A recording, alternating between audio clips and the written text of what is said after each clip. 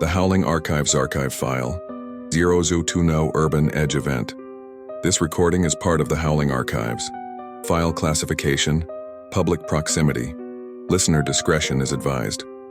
Until now, all documented activity occurred far from population centers, forests, mountains, restricted land.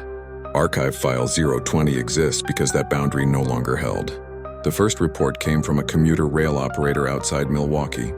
At 6:18 a.m., the train slowed unexpectedly, not due to obstruction, but silence.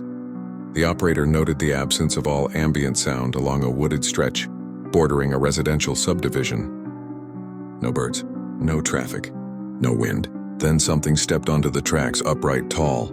Still, the operator described it as unfinished, as if parts of it didn't belong in the environment. The figure did not attack the train. It watched it pass. Security footage later showed the figure stepping backward into the trees, not running, not hiding. Yielding. That same morning, multiple residents reported dogs refusing to go outside. Several animals displayed signs of distress, whining, shaking, pulling toward interior rooms. At 9:42 p.m., the first urban-adjacent howl was recorded. Not loud, close. It echoed between houses rather than trees. Police scanners captured confusion among responding officers. The sound did not match known wildlife.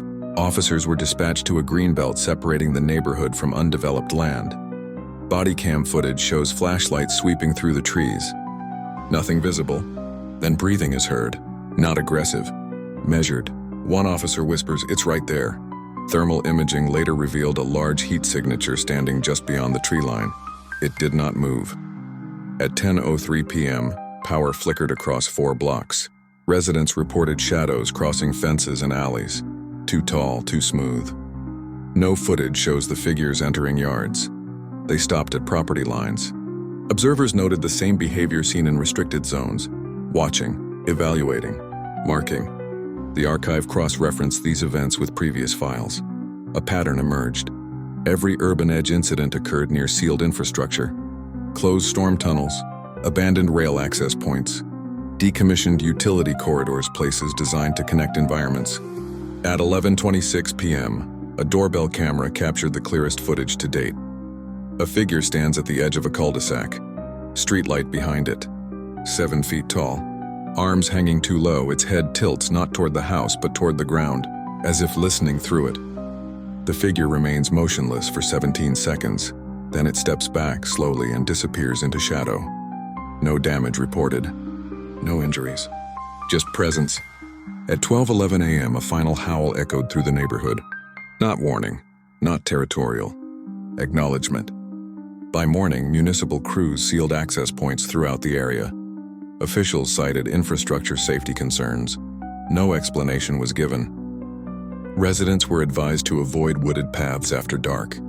The archive does not believe this was a random incursion. This was not exploration, it was a test, and the result was logged. These entities did not enter the city. They measured it, they learned its edges, and they left intentionally.